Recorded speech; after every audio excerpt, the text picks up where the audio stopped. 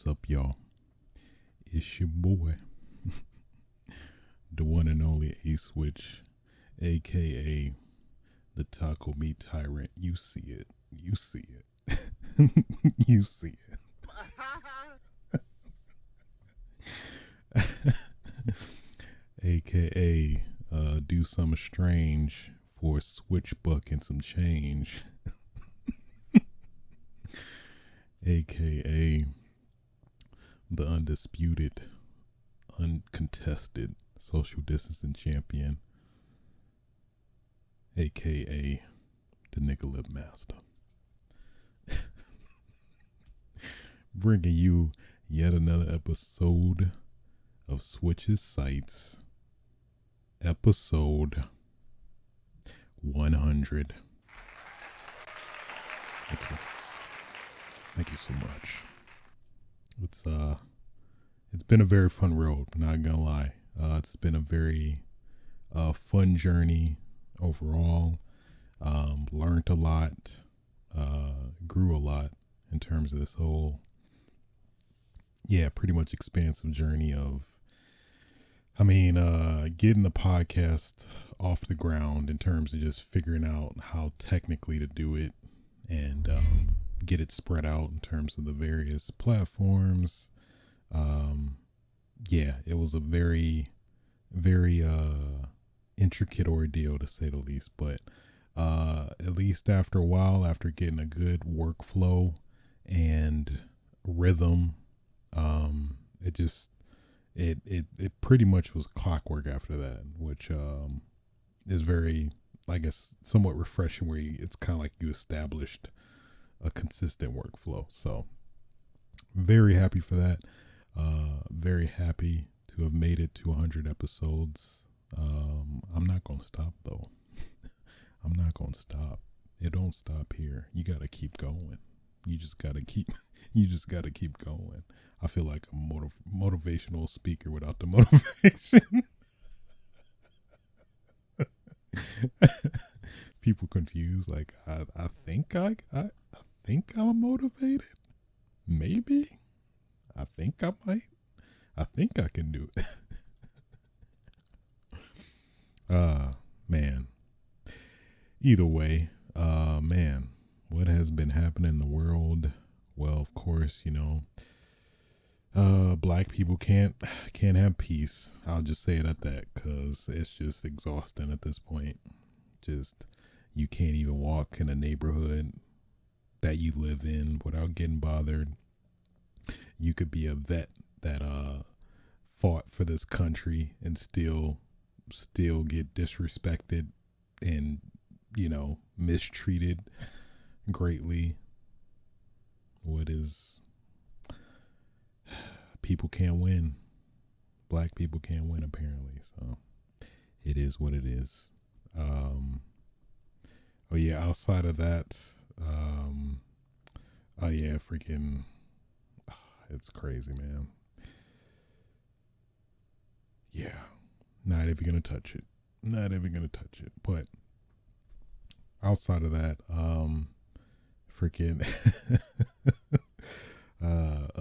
Usher out here trying to give people fake money, or my bad, Usher bucks, or is it Ush bucks? Usher bucks, Ush bucks. Ush bucks has a better ring to it.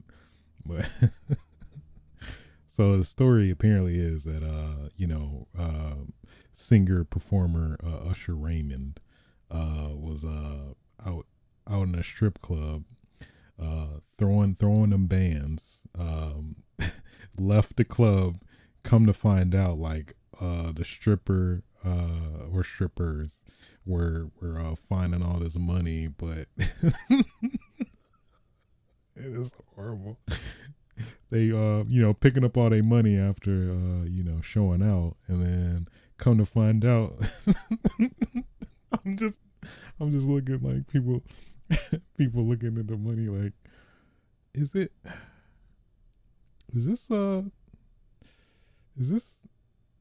Usher? Is that Usher? Horrible. Yeah, Danger. You know it. You know it. Um, is that Usher? I thought that's supposed to be that I thought that was supposed to be Thomas Jefferson. I don't. This doesn't look right.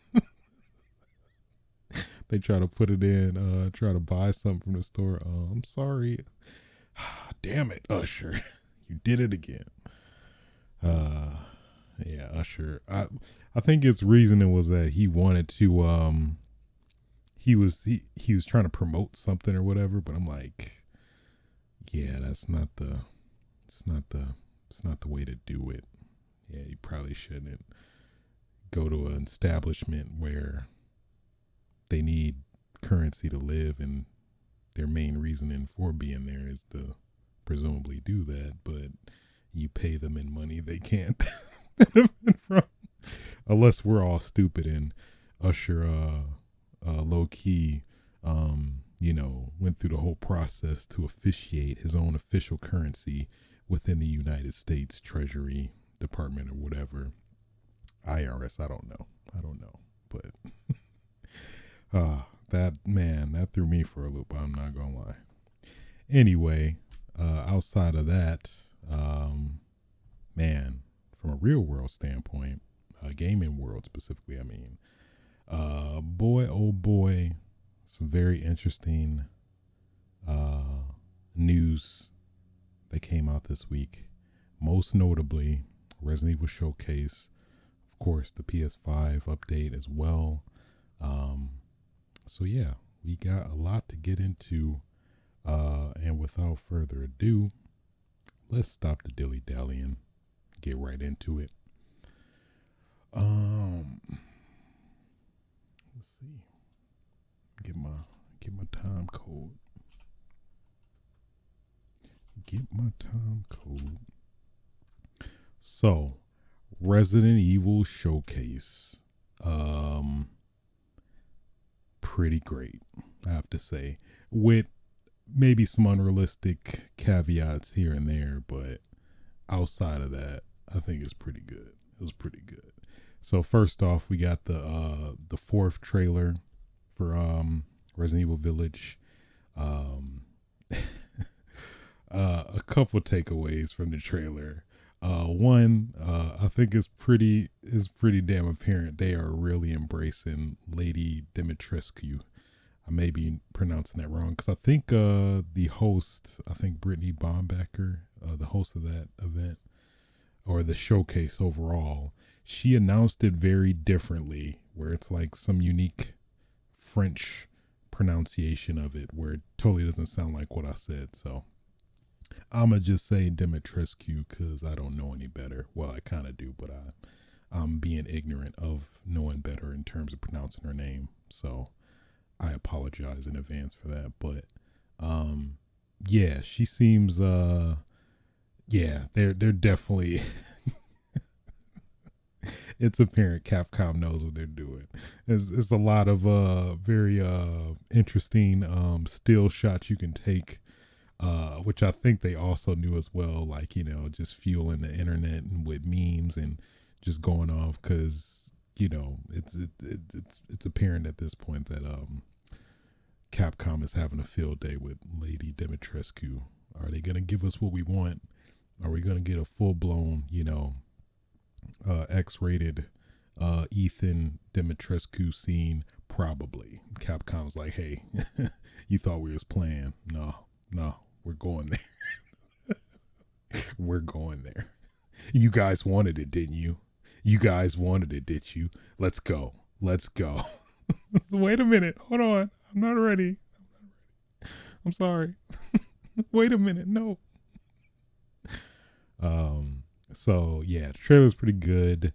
Definitely a lot of questions to be asked. It seems to show a lot of the main bosses / characters, whatever. It seems they seem to be a whole family, and you have to kind of somewhat roughly similar to RE4, but it seems to even grander scale now. But we'll see. I don't know. From all the additional environments we didn't see before with this trailer, it seems like they are definitely showing a. Hmm, they're showing this game to be maybe even way bigger than I think we are anticipating. Because I'm, at least from what they're showing, it feels way more, I don't know, elaborate than anything that we're gonna get a lot of content that I don't know. I think we're gonna get like, this might be, I feel like this might be even way longer than Resident Evil 4, which I felt like, even if you take your time, it's like 25 hours or whatever. But you know, oh, she bad. That's a given. She bad. She is bad. Let's be clear. I mean, she might turn into something very fugly that, you know, I'm not attracted to, but at least for the time being, I'll have in my head that, you know, it's something that she is a pleasure to look at, hopefully. But I digress. So yeah. Was there anything else that they showed notably? They showed a little bit more Chris and Ethan at towards the end, because I mean, it's probably given that they meet back up. The disrespect that Chris just I mean, I feel kind of bad for Ethan, to be honest. Like, I mean, going from the trailers, you barge in break in you know, a man's house, put 5 bullets in his wife, take his baby. Yeah, you might be might be a little bad blood when you put it that way. So, that was so disrespectful in retrospect. Now thinking about it, came in a man's house, shot his wife 5 times, and took his baby. I mean, if you ain't mad after that, I don't know. You ain't living. I don't know. The disrespect, man. I forgot. Before the event, I think sometime over last weekend, they were what was it? It was on Twitter. They were promoting this showcase, and it was so disrespectful. I'm like, damn, Capcom. They were freaking on the tweet. They showed a gif of Chris popping, Chris lighting up Mia, and it's killing me. It's like 5 shots, 5 days until Resident Evil Showcase. It's like, wow. No filter, Capcom, huh? Just disrespectful, aren't you? Well, you know. Anyway, moving on from that, we also got a schedule. Yeah, that was very weird. Always feel like, I think general rule of thumb when it comes to anything, maybe not anything. Let me rephrase that. Anything you're trying to, let me rephrase. If you're trying to present something to be easily digestible by the public, if you have to make a chart that makes it very convoluted, it feels like there's some problem there. Which feels like the case with this demo schedule. I mean, like, is this actually the first game that has a demo schedule? I'm trying to remember if there has been a demo schedule. Maybe a beta schedule. So I guess that kind of falls in the same thing. But either way, so they presented that there's going to be a demo schedule. So basically, Sony gets priority. This weekend, PlayStation 5, PS4 owners will get to play the Village demo on Saturday, April 17th at 5 p.m. Pacific. But it's only available for 8 hours. So within that 8 hour time frame. See, the fact that I'm like, yeah, it's unnecessarily. Either way, so basically, for 8 hours after that 5 p.m. time frame, you have to play the demo, which I believe you can only play for 30 minutes.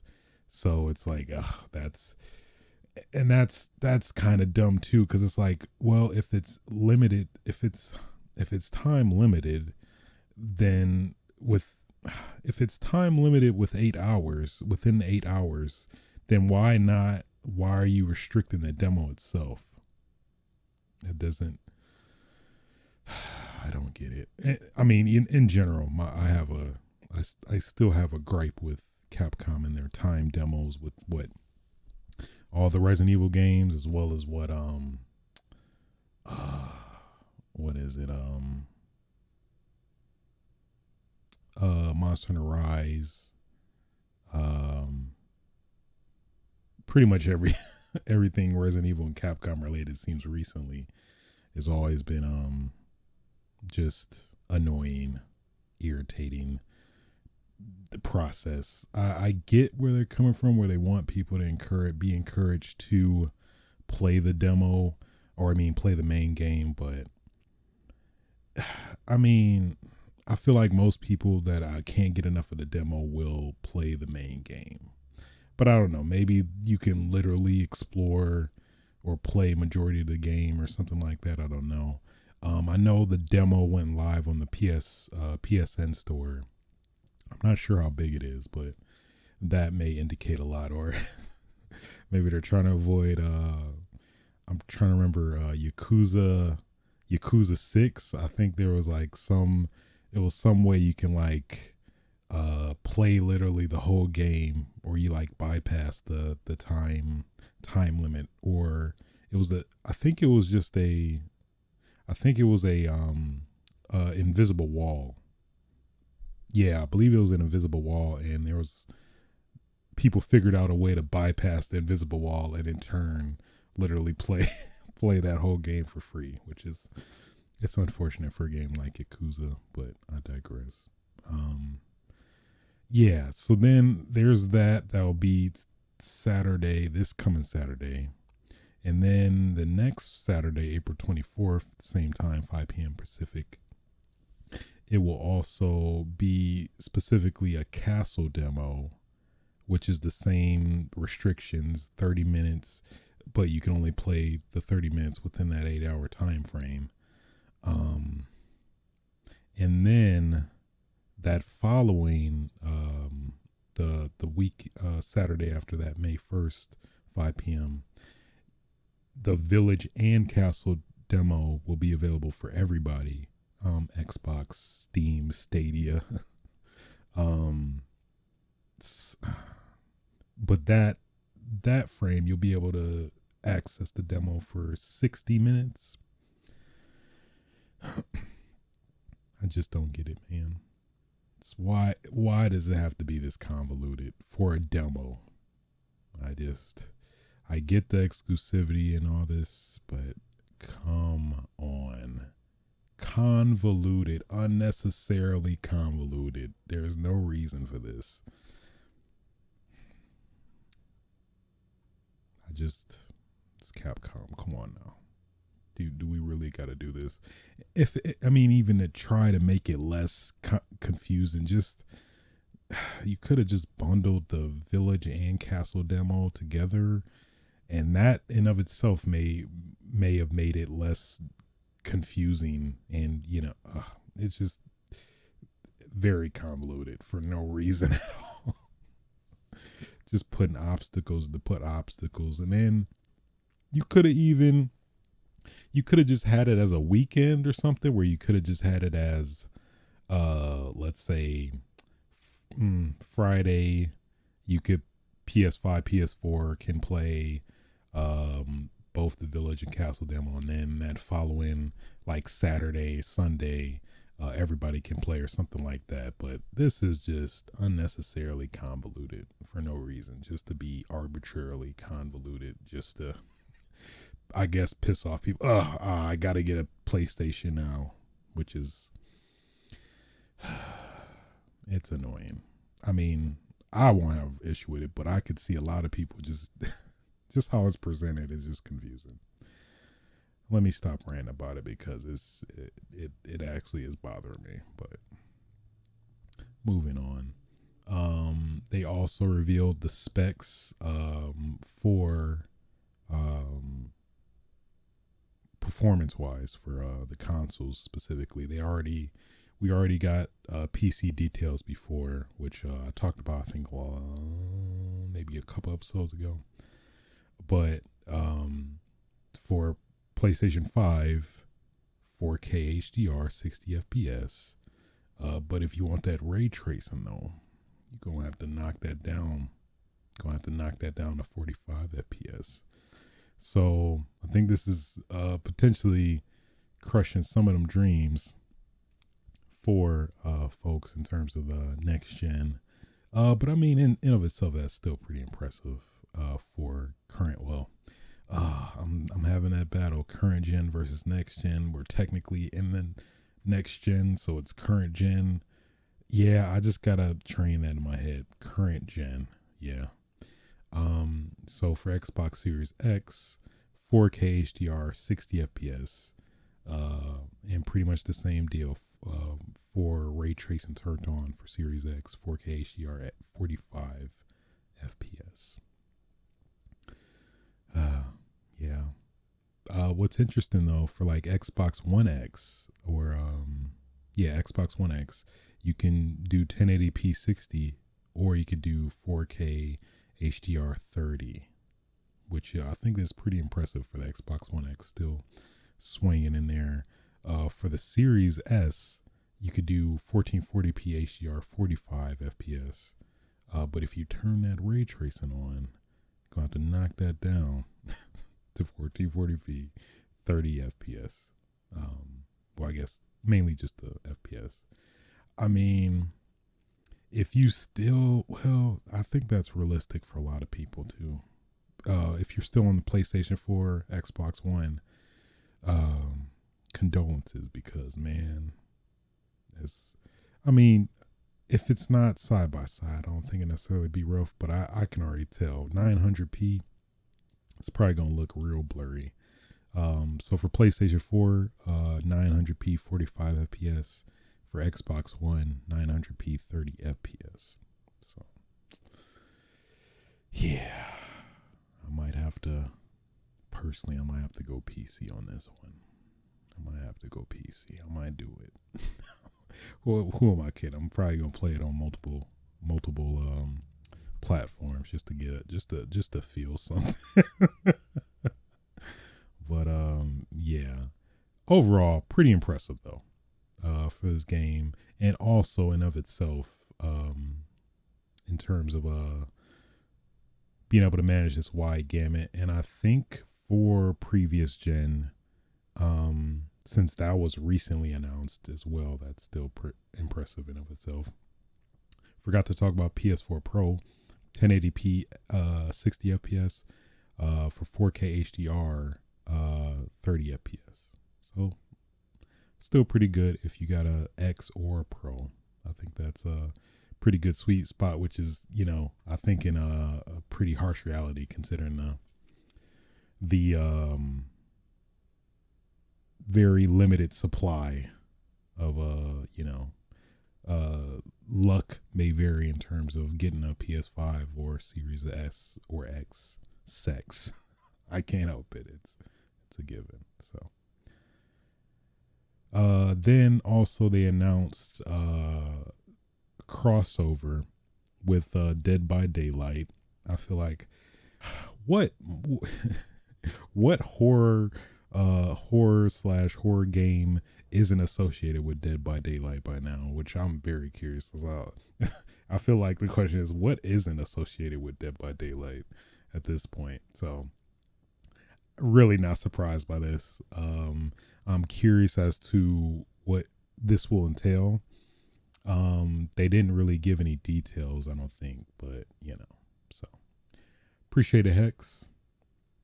Thanks, man. You know it.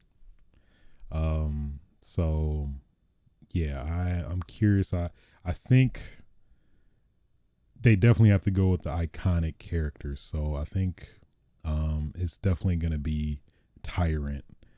Maybe mm, either Tyrant or Nemesis. Maybe both. Maybe like a skin where you can use either or.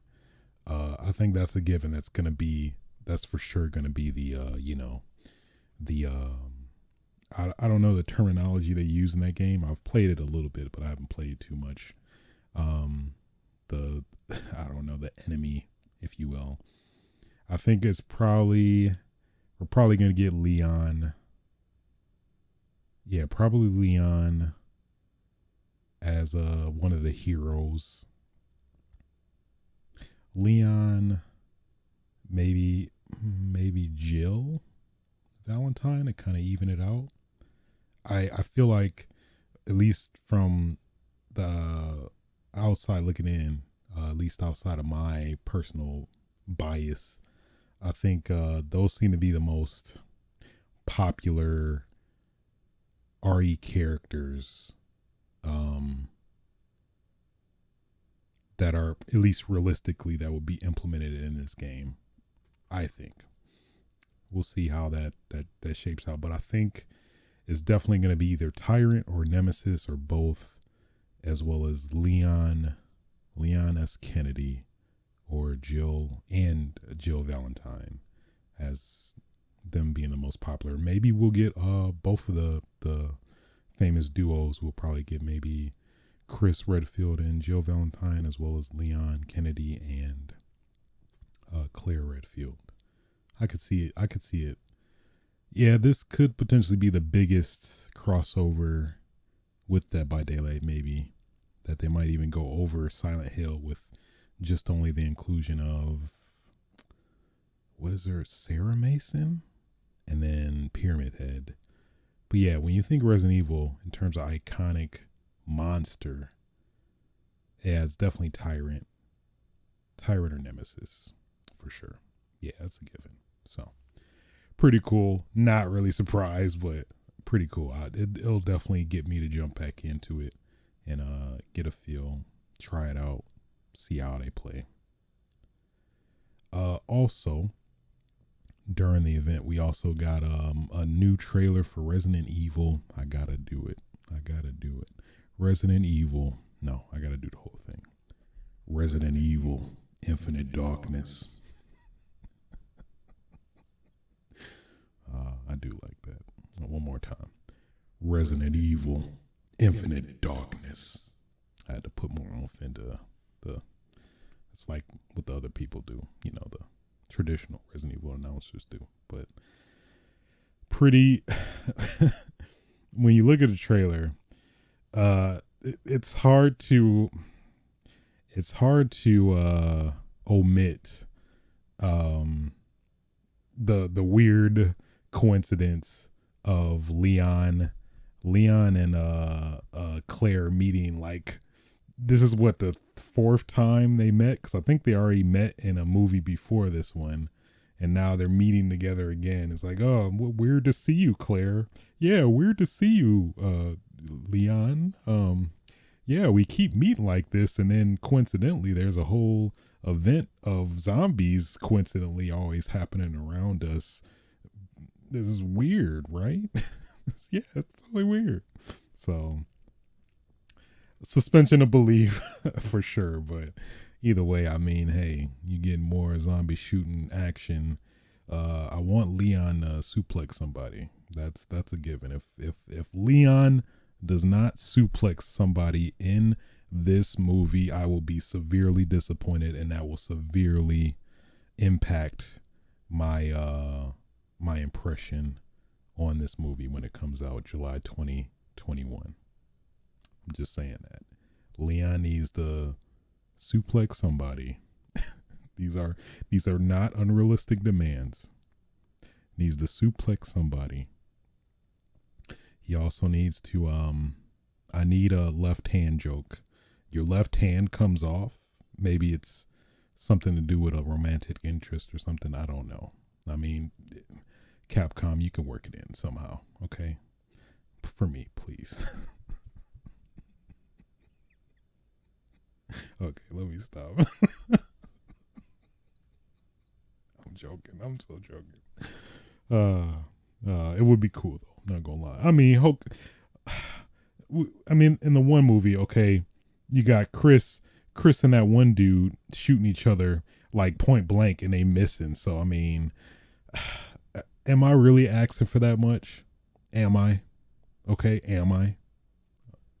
I rest my case. All right. Either way, the trailer looks pretty good. Leon was in a suit. And Claire was like, "Oh, that doesn't really fit you." I mean, I was kind of mean, but I was like, it's like, why you gotta come at Leon for that? He trying to just be dapper, be a dapper gentleman. You just coming at his just upbringing like that. I'd be like, I don't appreciate that, Claire. You can leave. This movie is over. The credits would roll after that. I'm definitely looking forward to it though. I love me some CGI Resident Evil movies. They may be a little, they're very much off over the top, but I love that shit. I'm not even gonna lie to y'all. So here's the hoping that this tops the Resident Evil CGI movies. And I guess that's crazy too, like in that in the RE showcase, the guy's title, I forgot his name, but basically he's literally in charge of making these movies or directing them, or to some extent, like it's a dedicated division for animated Resident Evil movies or something like that, which is crazy. I didn't even know that. So news to me, but I digress. Also, probably the biggest surprise out of the main game, or actually no, I forgot about that. They freaking announced mercenaries mode for RE8, which I'm all for. Love me some mercenaries. It seems like with this one, it's kind of a mix of mercenaries and raid mode from the Resident Evil Revelations games, which probably kind of makes sense since I think technically RE8 used to be Resident Evil Revelations 3, but I think became so good that they was like, let's make this a mainline Resident Evil. So, yeah, at least from what they described, it's like a lot of progression, upgrades and stuff like the main game, but like I'm assuming to a faster extent, where there is a time limit, and killing enemies, doing melee moves, extend your time and all that stuff. Which it's definitely be a very welcomed kind of pastime if you can't get enough of that Resident Evil action. If you can't get enough of throwing them eggs, or I forgot about that too. Game Informer also had their separate coverage, and that's Resident Evil Villages, their cover for this month, where they're also they revealed some exclusive details where there's actually a whole hunting, I guess mini game, sub game, if you will, optional type deal, where if you hunt particular animals, you get actually increased permanent buffs, like more health, defense and stuff like that. So Capcom shouldn't have told me that. So now I'm gonna kill everything I see. If it moves, I'm killing it. I'm just saying. If it moves, it's dead. Generally I'm not like that. Like in Resident Evil 4, when there's like couches and stuff, couches, cows, minding a business. I ain't gonna shoot no cow, cause what they just being cows. They don't have nothing to gain. I may have shot them one time, but let's, out of curiosity, but let's not talk about that. So I think this is a pretty cool addition where it won't necessarily take away too much from the essence that is Resident Evil in terms of the general, I don't know. Yeah, overall essence of Resident Evil, the DNA that makes Resident Evil. So, yeah, mercenaries. I want it. I need it. who knows? We might get it. I don't know. They make it seem like Ethan's gonna be the only character in Mercenaries. Maybe they might down the road add other characters. Might get Chris Redfield or something like that. I could see. We'll see. Who knows? But probably the biggest takeaway surprise for me personally is freaking. I don't think this was in the showcase. I think this was just announced like in conjunction with the showcase. Cause I was looking at the wrong stream or something, but I didn't see Resident Evil 4 in the trailer I was looking at. And I was looking at the PlayStation's Twitch stream. So I don't know. But either way, freaking Resident Evil 4, for those that may not know, my favorite game of all time, is getting ported to the Oculus Rift. Well, it's been a long battle. It's been a long fight for the VR side to bring me over. But I will happily announce today that I am officially joining the Oculus Quest fandom. Thank you. So, you know, it's been a rough battle, but you guys got me over. So, which I find it very funny. Of all games, Resident Evil 4, a game I've probably played like probably like 80-ish times already, across various multiple platforms, and definitely especially the initial release on the GameCube. That it's like it was like Half-Life Alyx, I don't know, what Robo Recall, those look pretty good. I don't know yet. Resident Evil 7, well, I guess technically I was only on PlayStation. I think that still is only on PlayStation. But it's like, oh, Resident Evil 4, all right. You got my attention. You got my curiosity, but now you got my attention. Resident Evil 4. So, yeah, at some point, I'm not sure when this is coming out, but I'm definitely going to take the plunge to VR now. Game I've played 50 times over. I was like, oh yeah, I'll play that again in VR. It does look pretty cool though. Going by the trailer, it does look pretty cool. I was like, I want any excuse for me to go back into Resident Evil 4 and play it again in a totally different perspective. Sign me the up. I forgot to bleep myself. Fuck up. I want it. I want it very badly. So, yeah. I'm very curious to see if it will actually entail the whole game. Because that's one possible concern I have, if it's actually the whole game or not. Which I'm on the fence. I feel like it could be a greatest hits or like I don't know, truncated retelling of Resident Evil 4 and cutting out some of the stuff that just may not work in VR. But we'll see. We'll see. Thanks, Hex. Appreciate it, man. So yeah. Resident Evil Showcase. Overall, pretty damn good. A little couple unrealistic expectations, which I feel like could have been met, but I guess they weren't. Which was, we got no Resident Evil Classics collection, which would make a lot of fucking sense for the 25th anniversary of Resident Evil.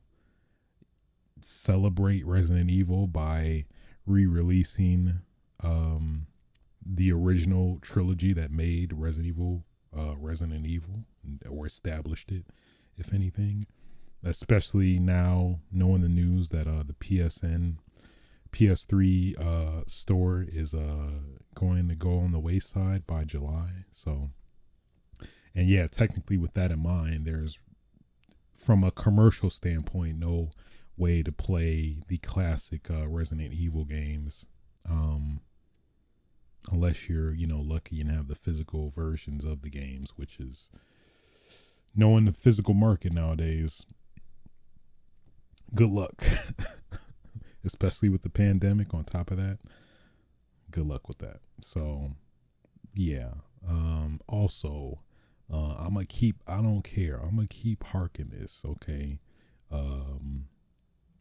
We still don't have Resident Evil Outbreak, any release, any continuation, any ports.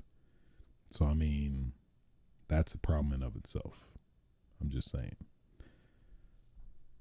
I'm gonna keep harking on that, okay? Capcom, stop it. You're blocking your blessings right now. Please listen to your fans. We want it. We need it. Thank you. Okay. Moving on. Next topic of discussion.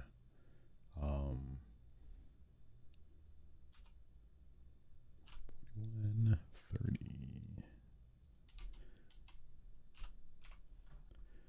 So, PlayStation 5. We finally, if you're lucky to get one, and for those that don't and are trying to get one, hey, best wishes, Godspeed. May your mouse click and finger be quick, and your payment information be saved. We finally got a pretty, I guess, what's considered by many the first big substantial update to the PS5 firmware. And the biggest takeaway is, of course, we finally got cold. I gotta do it. Cold storage. Yeah. So, for those that don't know, I think maybe I feel like that terminology is not really familiar to a lot of people, but the terminology I mean by cold storage is basically, which has been in the PC space for a while, but basically if you are not, using any, a file or a game in this case, you would store it somewhere else to allocate more space into your primary storage spot, if you will. So in this case, for the PlayStation 5, the very minimal SSD that comes with the system, since the space is limited, like 600 gigabytes out of the 1 terabyte that technically it is, and then I think when you factor in the OS and whatnot, that also comes into play. But either way, you have that come into play, and then that space is going to get occupied real quick. So with this in mind, now you can move those games to a USB drive. I think it has to be 3.0, and I think it has to be more than 256 gigabytes, I want to say. You can store that to who has a 256 gigabyte? That's just as, I don't even know who has that, but for the rare people that may have that, that won't work. But nonetheless, now you can store those games to a extended USB storage drive. You can't play them, obviously, since PS5 games need the speed of an SSD. But you can at least store them to a USB drive, and then when you want to play them again, you can just move them back, which definitely alleviates a lot of the issues, concerns that people had with the PS5 initially coming out. So good on Sony for doing that. It's definitely not the definitive solution, since we're still waiting for the M.2 storage that is supposed to be coming out Well, I think they said summer, but the date is loose still. But hopefully can utilize that M.2 storage that basically will give you more SSD storage that you can use to actually play PS5 games on that as well. So good on Sony for that. It's not ideal, but good on them for that. So a couple other additions to that update that are pretty swell, if I'd say so myself. Cross generation share play. I feel like this is just make your PS4 buddies jealous of the PS5 game you're playing. That's what instantly goes in my head. Like you want to just ruin your friend's day or something, or just make them more envious and jealous of getting a PS5. Hey, this is for you. This is for you, buddy. But it is cool though, is that you can share play, and the PS4 user can play or take control of your game on the PS5, so they can somewhat get a feel of the game and literally play the game, which is pretty cool though. So while at the same time it feels like a dick tease, to be honest, but also additionally it's like, they do get to play the game literally, which is cool too. So some like undercover stuff that they didn't like publicly state, that I appreciate, at least, as like I don't want to consider myself an AV enthusiast, but I do care about video, if that makes sense. So specifically, a lot of HD settings in terms of like the 4K 120, you can actually manually turn it off and on. You can actually, which was a big thing with a lot of people with HDR sets, apparently the PS5 by default and for everything will display in HDR, which can be problematic if there's like a SDR game you're playing that could be what's the word? Well, that isn't HDR compatible. So it'll look off overall. Since the SDR video is being displayed in an HDR container. Not to try to get real technical, which I'm trying not to, but just to try to explain it to some extent. But basically now it lets you cut off HDR when you're playing an SDR game, which was a weird issue during at least the release of the PS5 if you were playing an SDR game. So really cool, nifty little stuff like that. Oh, I forgot, like one of the bigger ones too is you can now save clips and screenshots of PS5 your trophies. You can limit it to like only silver, gold, or platinum, basically however you choose, which is pretty awesome. So you don't like get like a lot of like just miscellaneous trophies you don't care about, and you have like 15-second clips.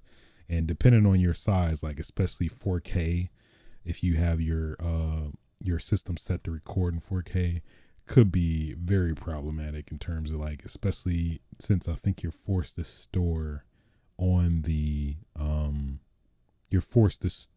record and store the clips on the SSD, so the primary SSD. So you could tell how much of a problem that could be. So yeah. So I was messing with it yesterday. It was it's pretty slick.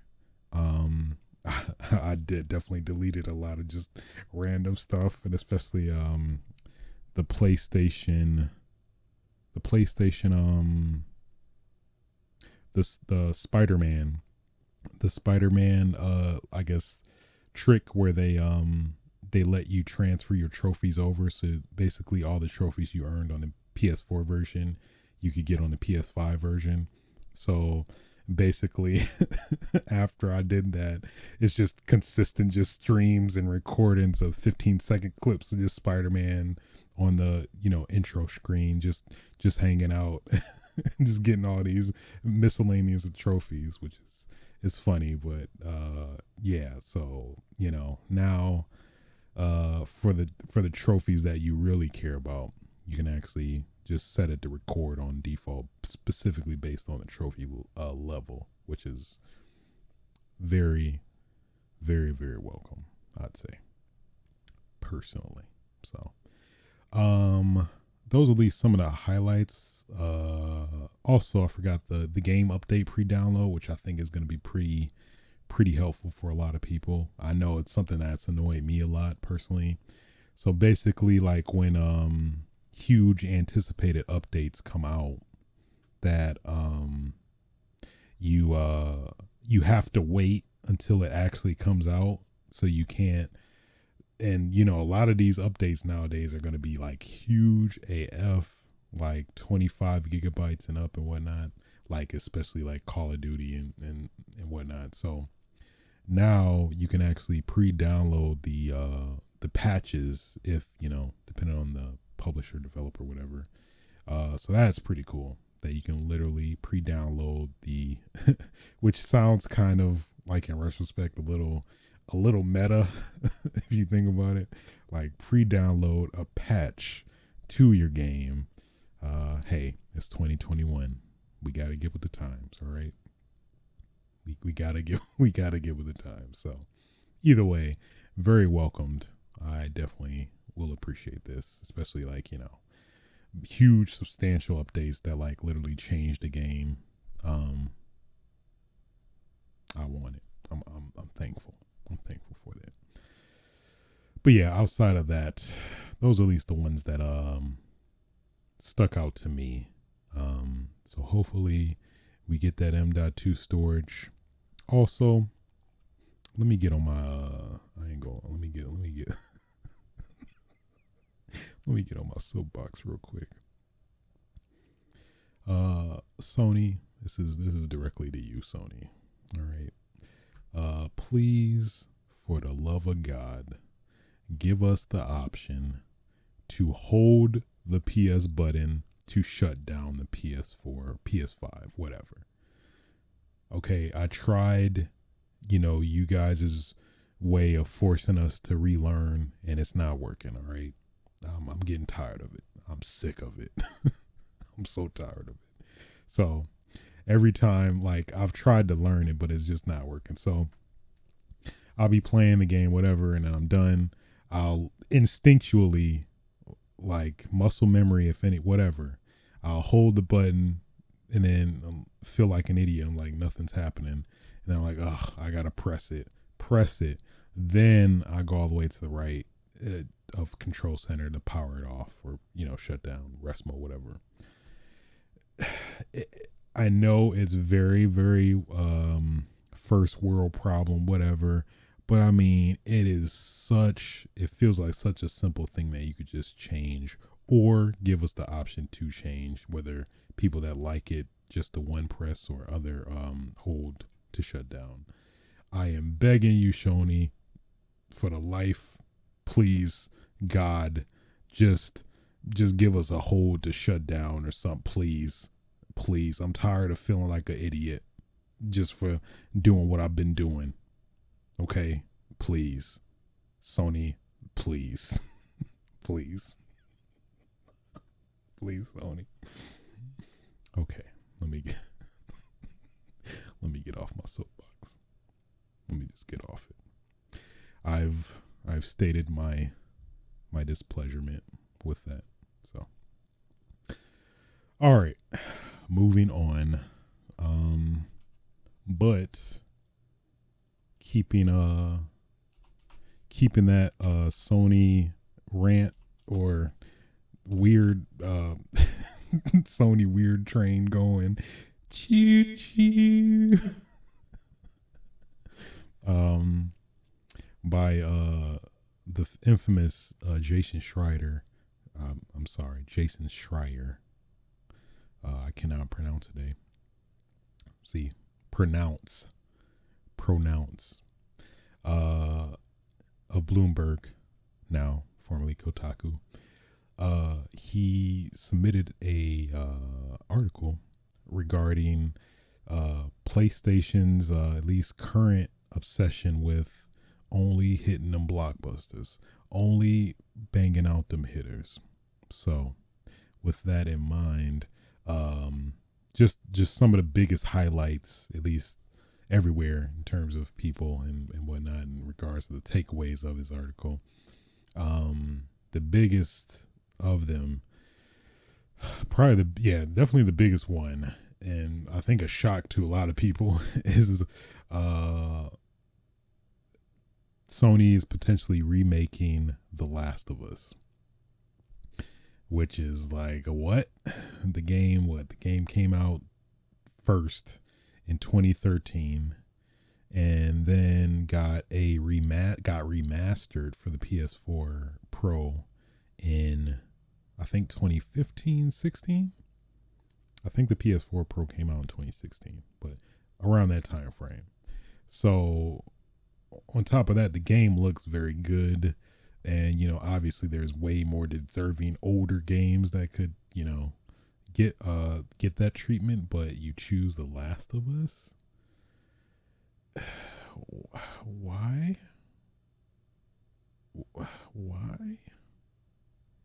And apparently Sony was trying to get a studio to make a own studio to remake The Last of Us. So, I mean, potentially that could still be in the works, but as he said, the game still exists, but the studio doesn't. So, why, Sony? Why? But also added more to that, to the point of Sony only trying to get these hits out. Days Gone, the exclusive for PlayStation, that I think had mixed reviews, but I think it's kind of gotten way better now because they've added a lot of updates that, at least from what I hear, makes the game way better now than what it was when it initially released. So with that in mind, I don't know. So, but Sony in general is also they denied Ben Studio, the people that made Days Gone, the sequel, because they said technically it did meet expectations, but more or less it's not what we're looking for to make more. Pretty much, I'm paraphrasing, but at least that's the impression I got from it, which is kind of messed up because I have Days Gone. I played a bit of it, but I've never got back to playing more of it. But I love me some zombies, and I'm not all about the Sons of Anarchy vibe, but it seemed pretty cool either way. So, but I think this points back to the issue of not the potential of kind of stagnating the game industry in terms of giving us more original IPs, which I think that in turn gives us, a more diverse set of, games to kind of, I want to say, feast off of, but it's still true. It's like just giving us a way more diverse set of games to kind of experience and play. So I don't know. I definitely like I did like the setting of Days Gone. It definitely was a unique setting. It feels like it had a lot more potential to be explored more. So kind of unfortunate that Sony seems to be going in this weird dark direction of just we only want hits. I only want hits. If it ain't a hit, I don't want it. But I think that's what makes PlayStation in terms of having more niche titles like well, I think before it got huge now, like the Souls games from Software Games, where they were very niche, but now they're like, yeah, I can't even consider the Souls games niche anymore, because it's like, yeah, they're like their own established thing now. That, games like that like, at least at its time, were niche, but due to popularity and word of mouth, have kind of caught on more. So it's messed up. It's messed up. Hopefully Sony learns the error of their ways. I know with they also closed down their whole Japanese division, or studio. I think their Japanese studio, which is that's crazy to me still. But either way, here's the hoping Sony doesn't do what they're potentially planning to do. Really hoping for that. Still keeping the Sony train going. Chee chee. According to VGC, PlayStation is working on a counterpunch to Game Pass. And this is claimed by God of War, the original creator of God of War, David Jaffe. That dude, I ain't gonna lie, that dude is a trip, man. I think he has his own YouTube channel where he did some very fascinating stuff. He played God of War 2018, which is the game that I think he left God of War after the first one, and then Cory Barlog took over from 2 all up until the 2018 one. So, and it's funny, like, they have a rapport now. Like, I think he reached out to him on his show as well, which is, it's pretty fascinating to see, one person that has their envisionment and perspective of a character adjacent to another one that has a different look, and like to see how he interprets it. And you would assume somebody who originally like created this baby is going to be very defensive and have some words about it or whatever, which I think he was pretty respectful in terms of of that, which was pretty fascinating, just to kind of see that dynamic between them, which was pretty cool. But apparently he said through some contacts that he knows that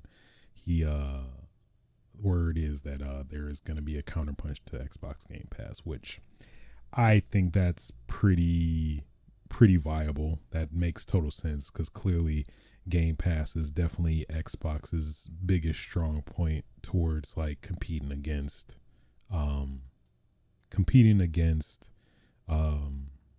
PlayStation for their pluses and their overall strong points to have against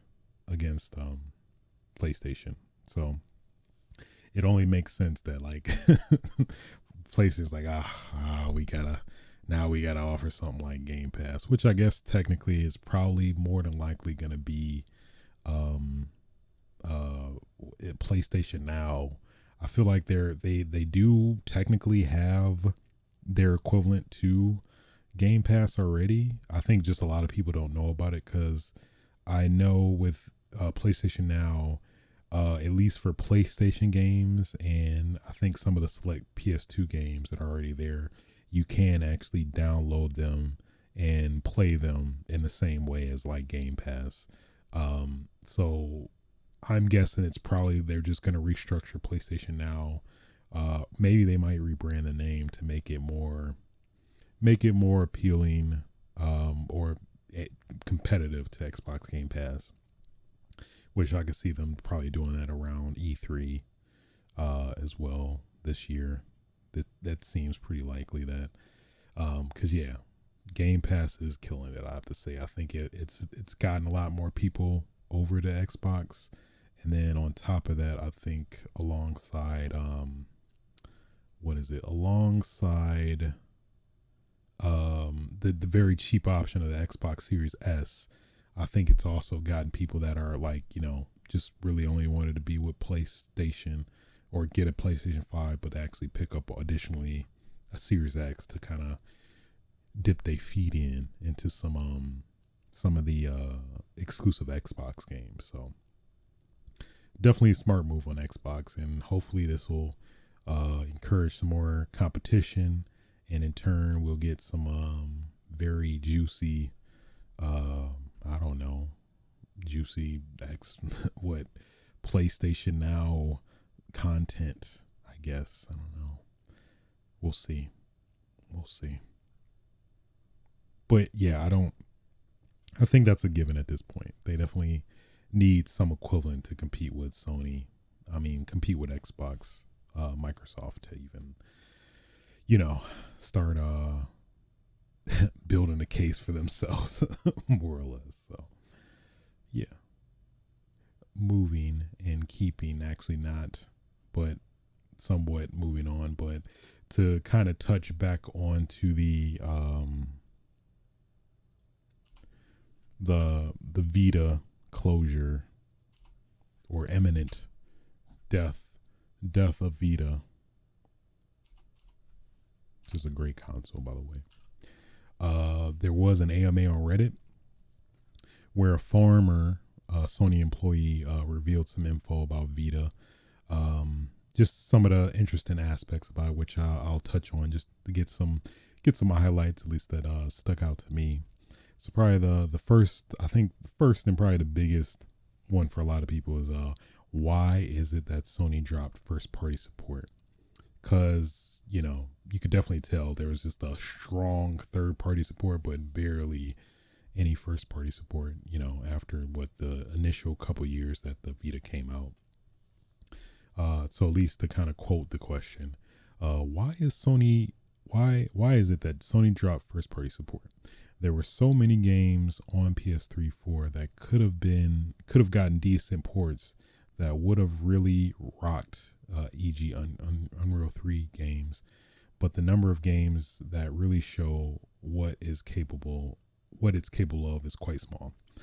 And the answer was the return on investment just wasn't there. Market penetration was weak. While they made an earnest effort to make games in the beginning, when those numbers didn't improve, they stopped investing. And the PS3 outsold the Vita about 4-1. The PS4 outsold the Vita about 5-1. So that makes sense, considering how kind of niche the Vita was, especially competing with, I think the 3DS was the competitor at the time. But for what it was definitely a great companion to like the PlayStation 4 and whatnot too. This is actually a pretty interesting fact, or interesting tidbit.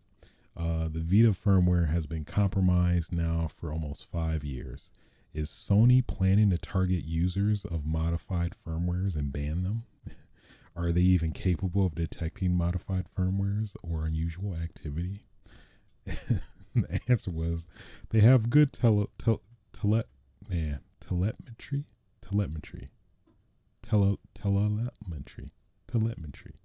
Specifically, when you're playing a game you don't have a license for, they also have telemetry to see the names of apps you're running.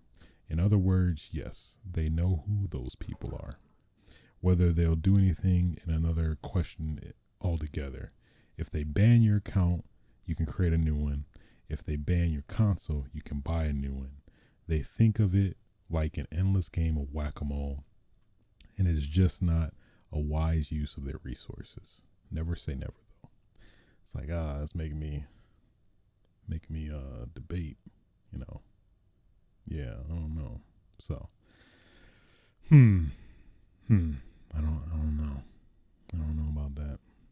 I was debating, tinkering with the Vita, but I don't know at this point. It's hard to determine that. Another interesting tidbit. Could you shed light on their culture of IP abandonment?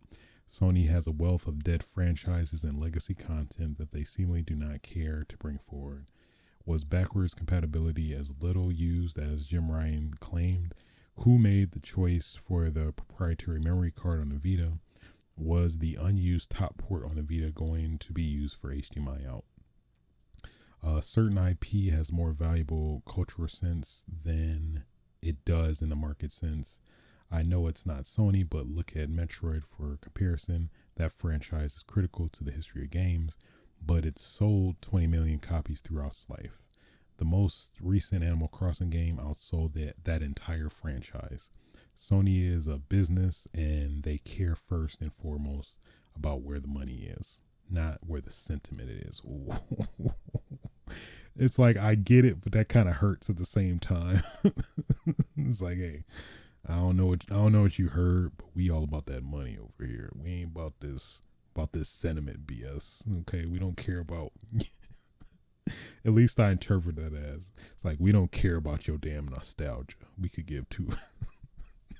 We could give two fucks about your nostalgia. Is your nostalgia gonna pay our bills? No. That kind of hurts. I ain't gonna lie. Just to get an idea of that thought process. But backwards compatibility is one of the most requested and least used features. I don't know what Jim specifically said about how little it was used, but that is true by the numbers we had. The proprietary memory card was a hack deterrent. I don't know the name of the specific person who made the decision, but that was the rationale, which is a horrible idea because them cards are trash in general. HDMI out was one of the prototypes for the accessory port, but there was some software issue they needed to work out still. I don't know the full details of what that software issue was, but needless to say, it never made it to the top of their priority list. So interesting stuff. So, yeah, Sony.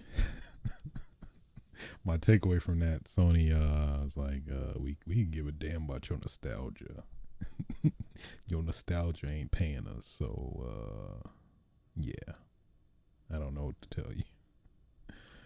Oh, that kind of hurts. It's like, feels like the saying, never meet your heroes, because I assume the sentiment is that you always get disappointed to some extent, and your world will be crushed, and you'll contemplate what is life anymore or something. I don't know.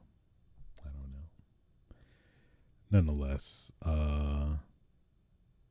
still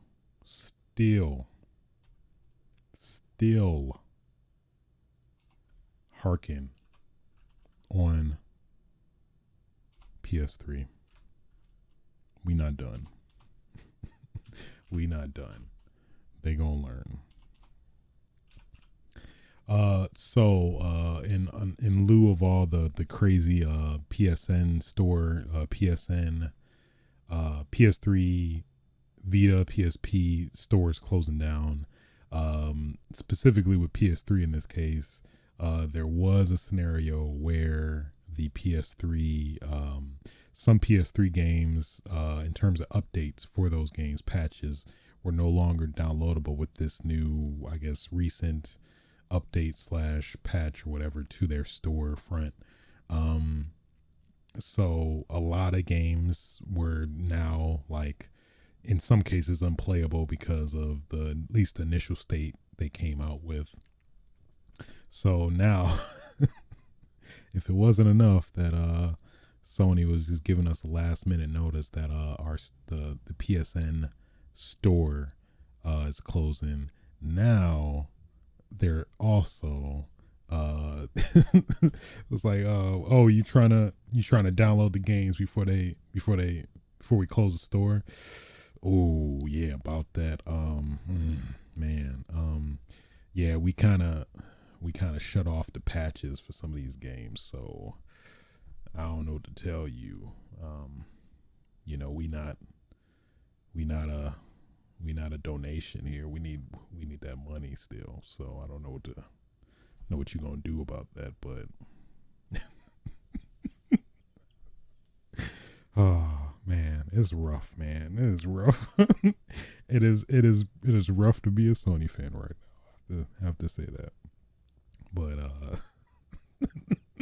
you was trying to download the patch for the PSN games before we shut down. Ooh. I just feel like there's like some dude has literally Sony. Ooh, man. Ah. Just all the man. Oh, I'm so sorry. Oh, that's unfortunate. That's the one. Oh, that's unfortunate. I'm sorry. I'm sorry you feel that way. So, but on a somewhat of a silver lining to it, they did say that they are aware and they are working to get these patches back up, at least for the presumably limited time before they are shut back down again. But a couple of titles actually: Battlefield 4, Castlevania: Lords of Shadow, Call of Duty: Advanced Warfare, Dante's Inferno. I think that's a big one since that's, I think, the exclusive to 360 PS3 at the time, I want to say. Yeah, these are a lot of games. Jesus. Resident Evil Revelations. Good luck. Tekken Tag is back up at the moment. It seems the patch is available again. Okay, so yeah, so pretty much the community from psnprofiles.com, the forum, they like made a list of some of the games that you can't update. So there, if you are in that boat, definitely check their article about it, because yeah, this is just annoying. It's annoying. It's one thing if you just gave everybody like at least a year's notice, but this is like 3-4 months. That's just something just about that is just grimy to me. But I think the general rule of thumb is at least give people a year, maybe 6 months to a year, to like give them a buffer to get the games they want before the store shut down, and things like that. So it is annoying and unfortunate. What can you do? What can you do? Finally, I'm done with Sony. Moving on.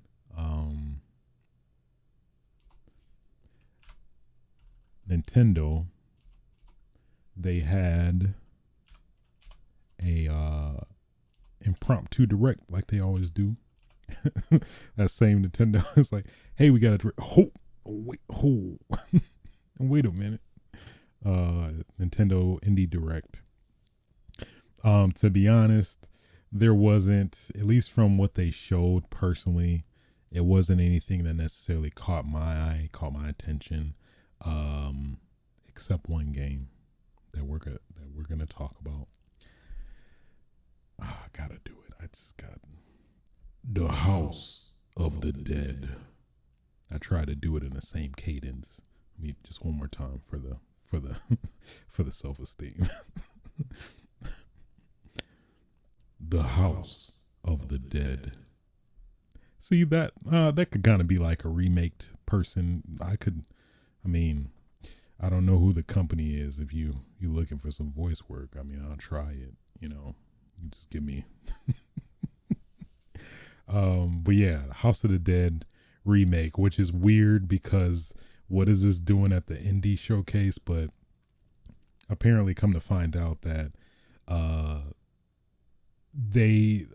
Sega is only giving the rights to this company, which I forgot their name. Let me look up watch it on YouTube. Watch it on the tube. Forever Entertainment. So I believe they gave them the license. I think kind of similar. No, because Streets of Rage 4, they exclusively gave their uh their license, but I think they're still working with them directly. So I think this is different. But either way, however loophole they're trying to find, I guess. This technically is a quote unquote indie game. House of the Dead. We've never heard of this before. This is a new game coming out. It's trying to make waves, trying to bring the light gun shooters back. Well, without the light gun, but you know. But I mean, I'm all for it though. I love me some arcadey light shooters. House of the Dead being one of the best, I'd say. Well, two specifically. Technically, I don't think I've fully played the House of the Dead 1. I know I played it in like a movie theater arcade here and there, but in terms of playing legitimately the whole game, I don't think I ever really did or recalled at least. So, but from this gameplay, it's looking pretty good. I don't know about these chiming sounds; those sound a little weird. Those don't sound like they're in the game, but otherwise, graphically, looks pretty good. It. Hopefully, please forever understand your audience, keep in the dialogue and whatnot, and like what was it? I'm trying to remember some. G's over there. Dogs of the AMS. It's time we made our move. It can't be you, G. Please for the love of God, keep it in. Keep it in. Don't change. Don't change. Please don't. I assume it's way cornier in the first one than the second one, but then that's saying a lot too, because I think that was in of itself was really corny too. So I mean, it's like, just keep it corny. Just stick with the corniness. That's what makes it good. So corny, it's good. It's like literal, I guess. Corn. I don't know. So corny, it's good. That feels like a slogan for something that shouldn't exist, but I digress. But yeah, man. Some details. Features hordes of undead monstrosities in this fast-paced rail shooter, true to the original gameplay. Well-known arcade classic with modern graphics and controls. Multiple endings, 1 and 2 players. I'm very curious about the how they're going to handle the light gun support, because I think this technically will be one of the first games that uses the Nintendo Switch's motion for aiming. I feel like there's been a ton of other ones, but I think maybe it might be more specifically gyro aiming, which I know has been pretty popular amongst a lot of the games now. But I'm very curious to see how that's going to work. Hopefully it works very well.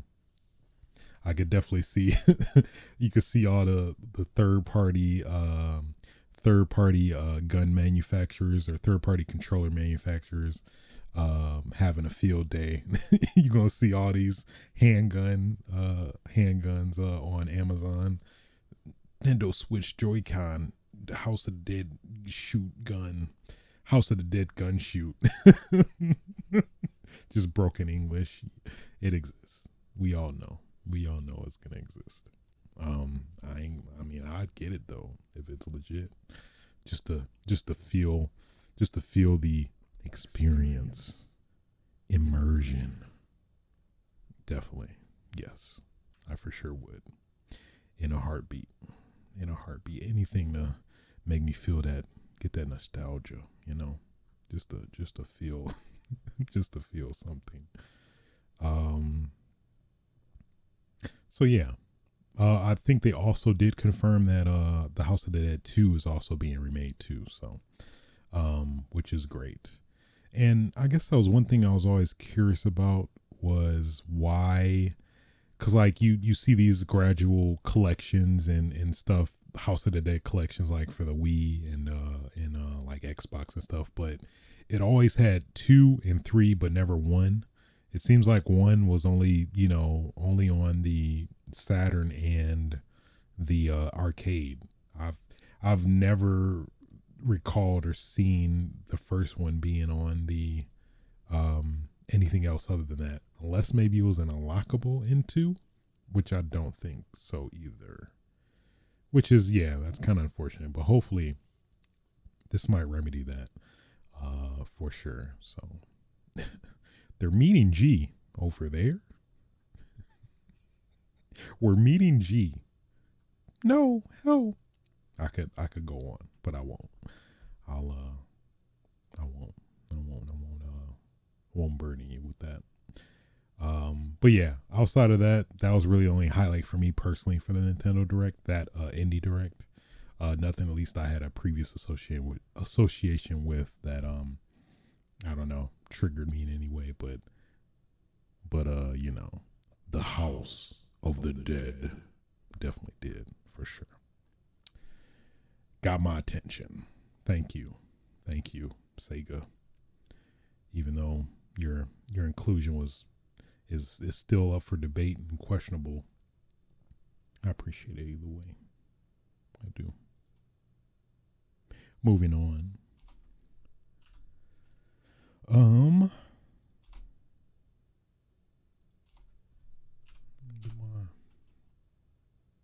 So, Dragon's Dogma. I bet you ain't heard that in years, have you? Mm-hmm. So, totally a rumor, or in the rumor, grain of salt, all that, and of all places, 4chan. But when you factor in the previous leaks and that whole huge Capcom leak beforehand, I think it definitely does seem likely that Dragon's Dogma 2 is of a thing. But for more credence in that, we do have a quote from said person, from said forum. I am in a position that allows me to know certain details regarding the next Dragon's Dogma. I am pleased to note that some of you have kept track of what I've wrote in the past, but one post seems to have slipped through the cracks, maybe deleted or not, perhaps an error. Anyway, I've updated it and am posting it here for you. Posting it here for you for better clarity. Almost all of what I wrote last time is confirmed except for the endgame co-op. It's still happening, but downgraded to a lower priority, most likely as update post-launch. Let's start from some technical info, blah, blah, blah. But let's jump to about the character creator. I learned that it is made to be used also with the Arisen. The mask will be mandatory only for about half of the campaign. What? This is interesting. I get a what? However, I don't know. That's getting a little too. That feels a little spoilery-ish. I don't know. But either way, the point is to Dragon's Dogma 2 may actually still be happening. So what better time than E3? I know Capcom is said to be one of the people that is actually confirmed to attend, well, quote unquote E3, electronic entertainment experience. So we'll see. I'm definitely down for Dragon's Dogma. Curious to see how it will improve from the original, but I thoroughly enjoyed Dragon's Dogma. Played with my friends who knew Japanese, that we played the Japanese, is it Dragon's Dogma Online? Yeah, Dragon's Dogma Online, where you had to the amount of work we had to play that game. We had to oh, that's funny. Not thinking about it. We had to set up our router for a VPN service to tell our consoles that we were on Japanese servers when we weren't, and then connect able to connect to that, and then on top of that, our friends, my friends that are fluent in Japanese, had to translate a lot of the stuff. Then on top of that, because of the delay and lag in the VPN, we would get like some pretty serious lag in a lot of occasions. But it was the fact that we still had a good time. I think definitely attests to how good Dragon's Dogma is as a whole. So, yeah, crazy. I mean, hey, the extent you'll go to play the games you love, you know. I mean, hey, if you're not going that far to play a game, what are you doing? If you're not severely inconveniencing yourself to play a game that you really enjoy, what are you even doing? Okay, we don't play for convenience here. We play for, you gotta work to you gotta work to play the games you want to play. All right. You think this is a game? I mean, it is, but it ain't. All right, shut up.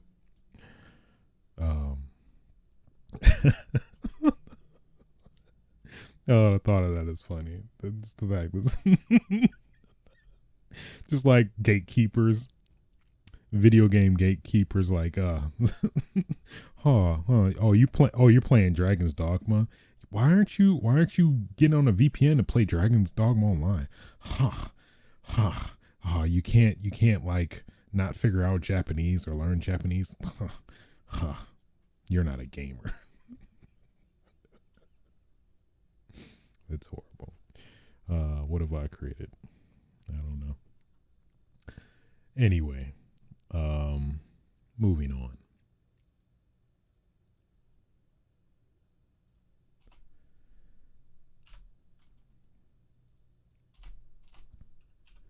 Let's see. So, everyone, likens and gentlemen, Resident Evil. That was a funny part in Resident Evil 8, but that trailer they revealed. But it's happy to say that Dino Crisis is back. Dino Crisis is back in musical form on Steam. So I mean, it's better than nothing. At least it shows that Capcom is acknowledging their IP now. So for those that don't know, Dino Crisis is Resident Evil. I guess it is a Resident Evil clone, but instead of zombies, get this, dinosaurs.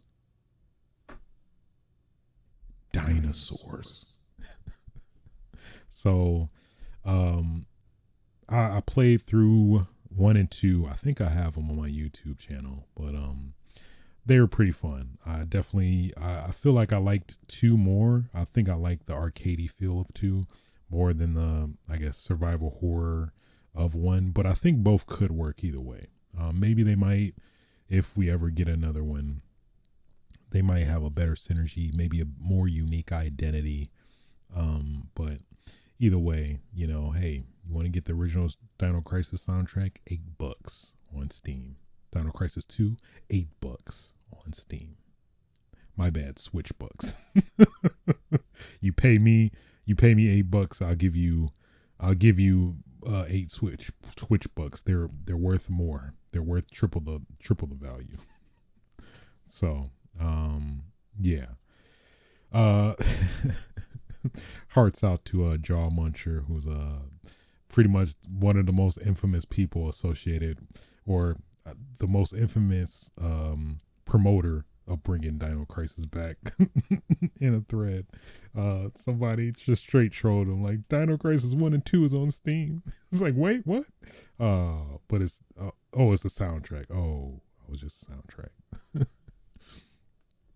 So, with that in mind, I think they also added a couple of other music soundtracks from other games, like Onimusha, of course, Dino Crisis, Onimusha. It was some other IPs, I believe, that are also very dormant at the moment that we haven't heard. Devil May Cry 5 Okami. Just to name a few. So there you go. Dino Crisis is still alive. Dino Crisis is not dead yet. Thank somebody. Thank you, Capcom, I guess, for kind of partially, I don't know, not somewhat appeasing us, I guess. Like feel like this is like here, damn. Capcom, here, damn. Fuck. Damn. So moving on. Dino Crisis is back.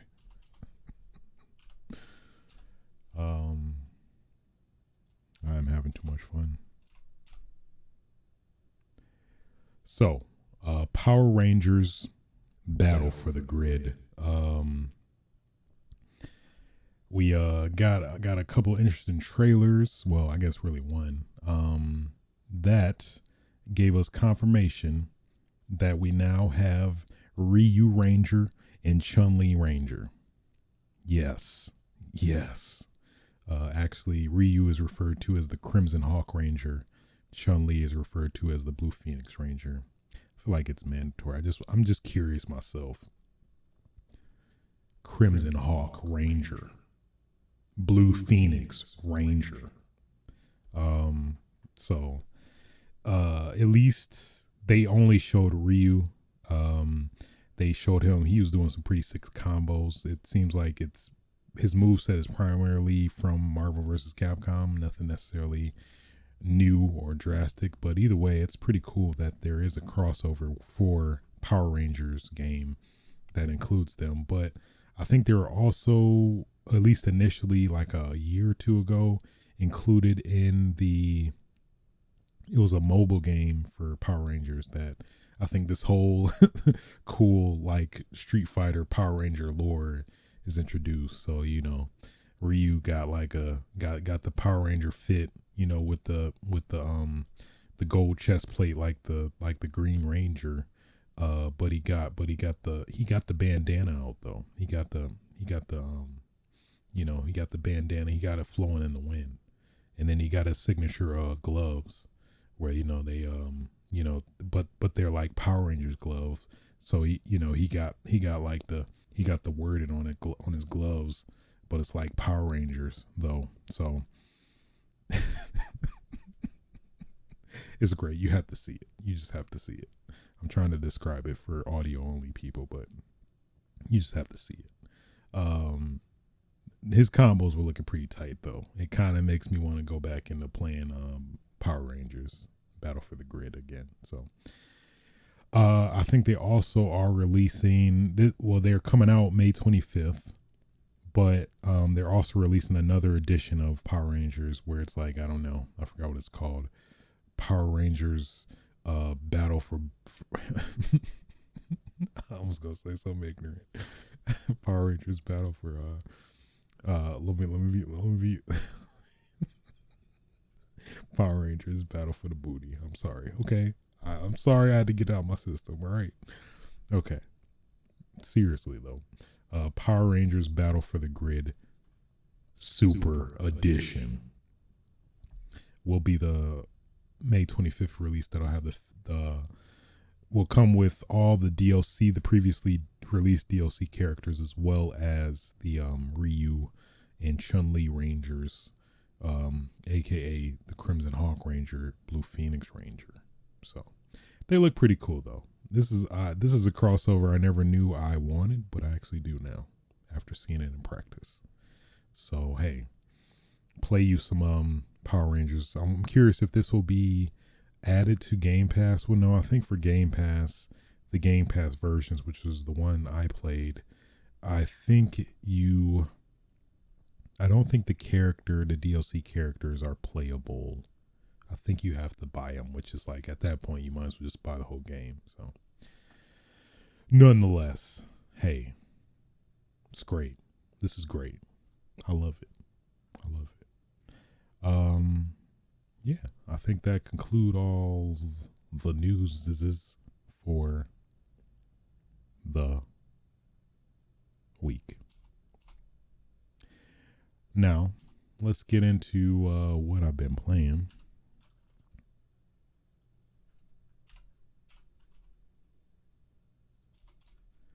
I'm very proud of myself for maintaining these time codes. But yeah, so what I've been playing, that good old Monster Hunter Rise. I feel like I'm at a point where I feel like I'm pretty much I've reached the end of the game where I feel like I'm satisfied, where I'm like I could just wait for like DLC now, because I mean, I've gotten one of the best hunting horns in the game, so I'm pretty satisfied with that. The one hunting horn and like Gaijin Hunter was posting a video about where it has like health regeneration large, or no, just health regeneration, health large, and what else? Well, something else. Oh, earplugs large, which is insane. Which at least after playing it in practice, it is a damn game changer. Let me tell you. So yeah, I've got that. I feel like I've gotten the best armor for the most part, the best sets. I guess at this point, really the end game is more or less the charms and trying to farm for charms. But I feel like I'm satisfied. I don't know how to describe it. I don't know. I feel like everybody else is in the mindset of like, I want to get the most ridiculous ideal spec possible, but I'm like, I got me my switch axe, I got me my ideal longsword, my ideal hunting horn, with as a base damage, not necessarily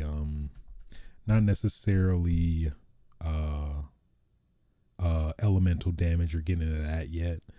Maybe at some point, but I don't know. I feel like I've roughly put 110 hours so far, which is generally pretty much the point where I fall off from Monster Hunter games, is when I've, around that mark for the most part is when I fall off, or like if anybody else wants to play, I generally hop back in and start playing. But I don't know, at this point I feel like I've pretty satisfied for letting it go until some of the DLC comes out, which is, I think, Chameleos comes out the end of this month.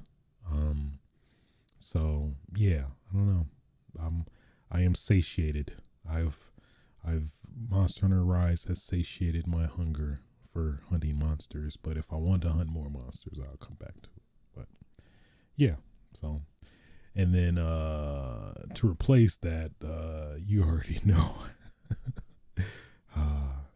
You try to get back out, but they keep reeling you back in. Modern Warfare. I have gotten back into it, and it is fantastic and great. There is one issue. I think that's affecting a lot of people though, which is super annoying as hell. So I forgot when it came out, but there was an update that there was some update where Infinity Ward or Raven, I forgot who, but they basically compacted the file sizes more, but in turn they made everything confusing now. So it's like, at least beforehand, in terms of the map packs or I think they call it multiplayer packs, it's about to get real complicated. I'm going to try my best, but there's like the base game and then the multiplayer packs and data packs and whatever. So at least beforehand, you needed all of that to play multiplayer and whatnot. But now they changed it where you don't need the first multiplayer pack or the third one, but you need the second one. But the second one is pretty much identical to each other. So they're both the same name, but one is bigger than the other one, and that's, I guess, supposedly supposed to basically overall cut down the size. But it just creates this whole confusion of files and whatnot, which I had a issue with. So like I'd be playing the game like fine for like an hour or two, but then once you match into a map that isn't on that pack more or less, or that was on a pack that's not referenced anymore, it would instantly crash the game. And then basically it'd give you this error 6034, I believe, map pack not referenced or something like that. So then that caused a whole damn rabbit hole of troubleshooting in terms of trying to figure out the how to get the game to play all the maps that is included in the game. So just thinking about it makes me irritated. But having to yeah, so you had to figure out the cadence of all the files you needed to download to actually play it. And then, you know, after finally figuring it out, like you just needed the multiplayer and spec outs pack, and then just the multiplayer map pack, multiplayer pack 2. And then that was it. And I'm like, well, that's just annoying. Like I feel like it could have been some better way to handle this overall, but I don't know. Maybe there wasn't. Maybe it was just Xbox specifically. I don't know. Maybe PlayStation handled it better. I'd assume PC definitely was able to handle it way better, but super annoying, man. Irritating to the core, but figured it out. I can now play Call of Duty Modern Warfare in peace. So, I also at least try playing. It's kind of sad at this point, but like I keep trying to play Black Ops, but it's like every time I play, I always get irritated because of like, I don't know how to describe it. It just does not feel good to play, if that makes sense. And maybe it's just Modern Warfare spoiled me to like, you know, what we could have. So I don't know anymore. I'll keep trying whenever. I keep trying. I want to like you so much, but I can't. So it's like I keep trying, but it just never works out. You know, that feels horrible. It's like I'm describing a girlfriend or something that you want to keep liking, but it just never works out. That is horrible. That is like horrible and deep on like levels unknown. But I digress. Also, I was playing a good session of Gears 5 because Modern Warfare was acting up. So I started playing a good amount of that. I dabbled a little bit in the ranked, but at least the time I was playing, it wasn't really many people on. So I was like, let me just play some quick play. Was having a wonderful time. Gears 5 is great. Multiplayer specifically is great. If you haven't messed with it, I definitely recommend it, especially now. I think it's in its best shape it's been in its lifespan so far, which you hope that's the case for most stuff, but you know. Also with all the Metal Gear, or not Metal Gear, but PlayStation kerfuffles with the PSN store, which I was checking up on and trying to check on some games that maybe I missed out on or haven't gotten in. At least now with the news about the patches got me paranoid. I was like, crap, let me try to start patching some of these games before, you know, they go offline. But then that eventually got me to start playing some Metal Gear Online 2, which man, that game is fun. It's great.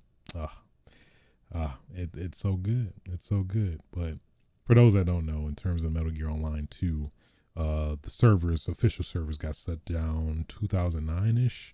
But some fans came back in 2017, I believe, and got it up. It's a very convoluted, not convoluted, but difficult way to get it back, where basically you have to wipe your whole PlayStation 3 and basically back up a file, which essentially lets you fool the PlayStation 3 into re-downloading that.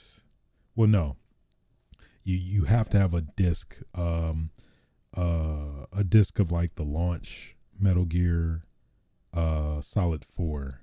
I think yeah, a launch disc or somewhere around the launch. There's certain discs after that don't include Metal Gear Online that you can't use with this trick, but either way, more or less in that track eventually got it set up and going, and man, it is so damn good to be able to play Metal Gear Online 2 again. It's definitely one of my top favorite online games of all time, and along with that, an Outbreak, I am a happy camper in terms of just being able to go back to some of those fun as hell multiplayer games. So, but yeah, playing a couple good matches in, and yeah, just the corniness, the the dialogue. Oh hell, think I got the runs again. Just saying ignorant stuff. It's a good time, man. If you're willing to go through the work, I think it's definitely worth it. Get you a PS3 online from eBay. I think they're roughly the price around $90. Do some little bit of research. Get you up and running, man. You know, it's a good time. It's a good time. But yeah, play a little bit of that. Then recently, REverse, man, the communication of this beta was like very just all over the place. It feels like supposedly this beta was supposed to be up last weekend, but then there were some technical issues they ran into, and then they said, "Oh, we're shutting down," but they never said they were going to bring it back up or gave us a timeline. And then they said, "Oh yeah, we're up now, but only for 6 hours." And then they weren't, at least on their Twitter, they weren't really like specific in terms of what that meant. Like, so is it up now or is it up 6 hours from now? So it was very, very poor communication in that respect. But so now they said, oh yep, so the reverse beta is going to be up for up until this Saturday, I think. Something like that. I don't know. And just my taste was soured after that whole scenario. But oh man. Yeah. So either way, I got to play a good amount in last night, and I have to say how do I even describe it? It's fun. And I say that questionably, but it just has too many issues to be like consistently enjoyable. It feels like, at least from what I played, it feels like a game where I play like for 3 hours and feel like, okay, I've had my fill and never touch it again. Maybe here or there occasionally, but if maybe they're like updated or whatnot. But here's some of the issues I have with it. I think the biggest issue overall is just the stun animations, where it's like, it feels like it's a lot of unfairness in terms of like, you could be getting stunned multiple times and you don't have any way to get out of your stun state, where like basically you could be getting lit up and you cannot react or counter or anything like that. It just feels very one dimensional, where it's like, if the first person sees you and shoots you, and then God forbid if somebody else tags in or starts buddying up on you, double teaming you, it's over. And then you die and you turn into this monster or whatever monster. It depends on how many health virus files you got. And then that is cool, but it's like, it's just no longevity to it, if that makes sense. I don't know. It just, I mean, first and foremost, just like, this shouldn't even exist, to be honest. It's like, Resident Evil should stick to its strengths, which is multiplayer. I mean, co-op multiplayer, which is the biggest example for that is Resident Evil Outbreak, which is what it should have stuck to. which is it's frustrating for somebody that's a huge fan of that. And of course, I know there's a lot of other fans of that game, but every time every time they release a multiplayer game, a multiplayer versus game, it's just it's like, why are you not doing Resident Evil Outbreak, one of the best multiplayer games they've ever made, that I think has been well received, at least for the first one, from a critical and commercial standpoint. I know, of course, the second one didn't do so hot, but that still shouldn't take away from what actually worked with the first one. So, but yeah, I know I went on a tangent, but still, it's like, that's in general the issue with this, is that they keep not listening to fans in terms of wanting a legitimate co-op, story focused Resident Evil experience game, which is, it's gotta happen one day. I know at some point it's gonna happen, but still, it's just, it is frustrating that it feels like they're not listening to us. It's like literally nobody asked for this. Nobody asked for this, but yet we have it. You can have here. You want it, right? Just take it. No, I don't really want it. So it's fun. I had a couple cool games. I think I shared a highlight on Twitter about it was funny, mirror match with Ada Wong. I was playing Ada, and somebody else was playing Ada. It's funny, like, we had the same mentality of the character, where we like we were close to each other. We both literally at the same time, when we could, did a backflip cartwheel to, that's one of their attacks, and we both flubbed it. And yeah, just stuff like that. It's fun, but in terms of longevity, I don't see myself playing this like any more than like a couple days, where I just be bored and just stop playing. So unless they fix some of those issues with the stun locks and stuff, it may be decent, but it's like, a part of me just doesn't want to enable this game knowing that we could and should have Outbreak over this. But I digress. I said the same thing about Resistance, which was, again, okay, but not really that great. I lost interest after a day or two. So Capcom may listen to us one day. Hopefully. Outside of that, that's pretty much all I've been playing. Now let's get into what I've been watching.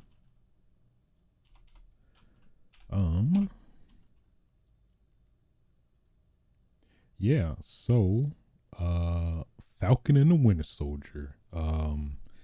Man, yeah, this episode is pretty damn good, I have to say. So you a lot of stuff popped off this episode. So you had great value Captain America, John Walker. Well, wait, let me recap some of the bigger highlights. I'm trying to recall. Oh yeah, so at least it started off with the really dope moment where it had Bucky, aka Winter Soldier. They showed basically what do you call it?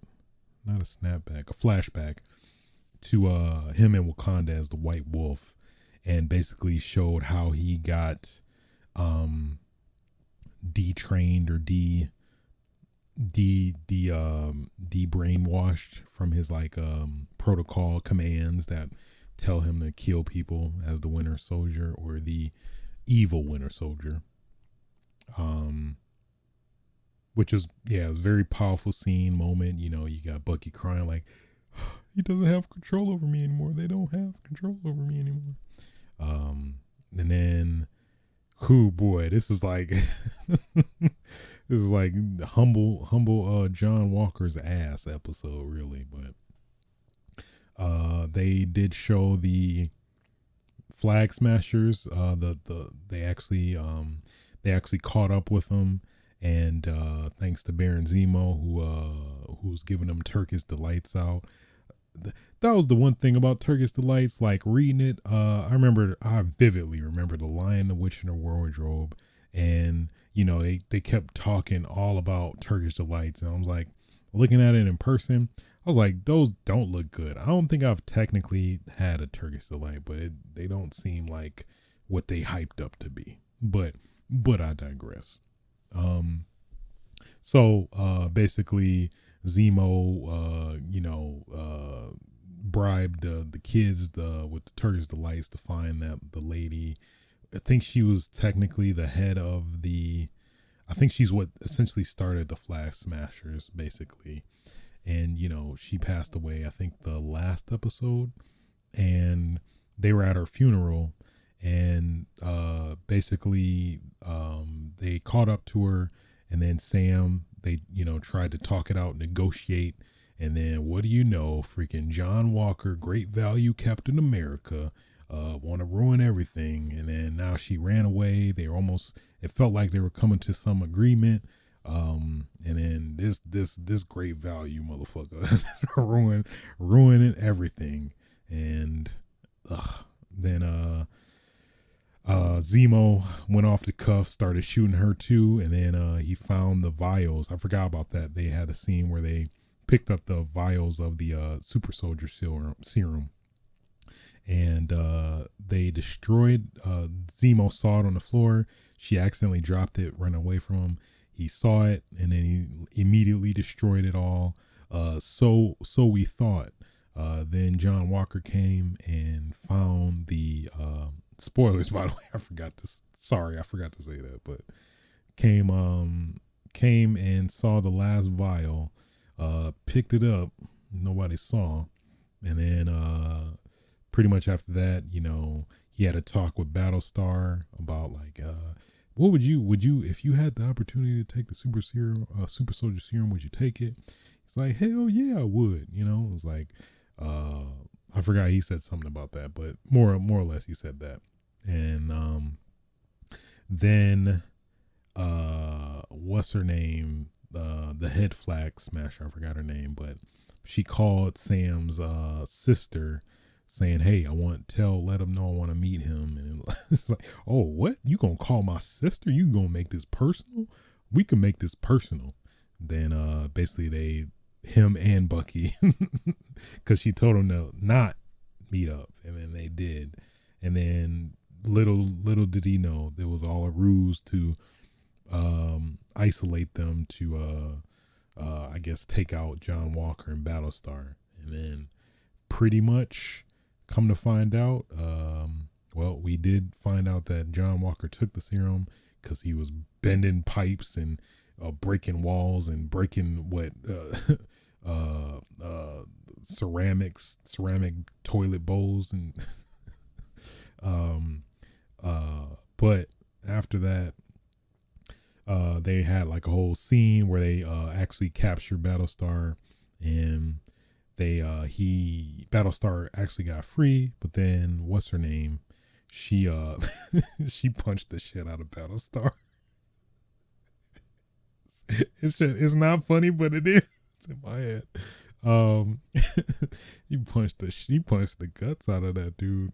I think that was partially the why, but spoilers. He did die after that. He got punched into a pillar, where it's at least assumed that his back got just fucked up and he died because of that. Because he wasn't waking up, and then that just blew. John Walker just went off. He's like, ah! And then pretty much what led to probably the most, when I say iconic, I think for a lot of reasons, iconic moment in the series, at least, showing John Walker literally killing somebody with the captain's shield.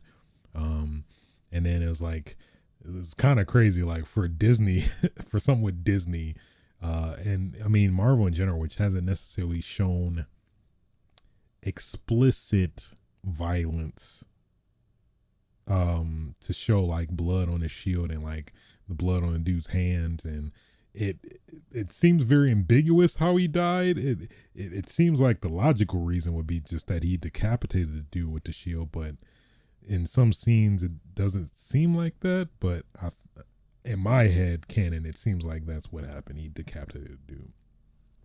And it's crazy too that like that exact guy that got killed by Captain America, well, great value Captain America, was a dude that looked up to Captain America, which is like, that is some messed up irony, man. It's like, again, don't meet your heroes because they might decapitate you with their shield. So, you know.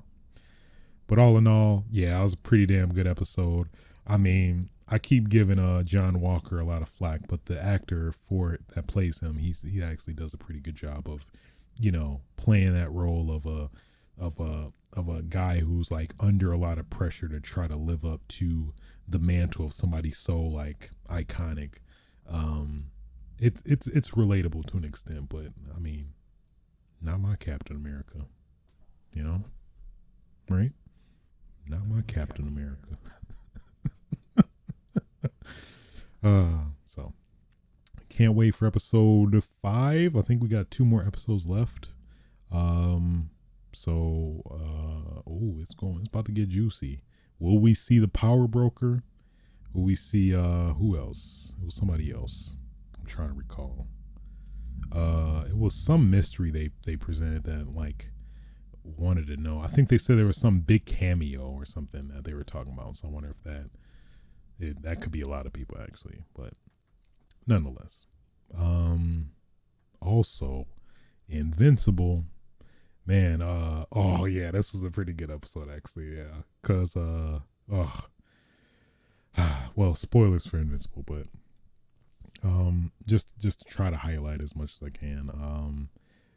At least yeah, it was some interesting stuff. Well, basically, it seems this episode took had a theme of like a good person going bad and a bad person going good, at least, where they showed, I forgot his name, the guy that can reinforce himself in what I assume is rock, and he actually ends up reaching out to Invincible to try to help him with something to take over his boss.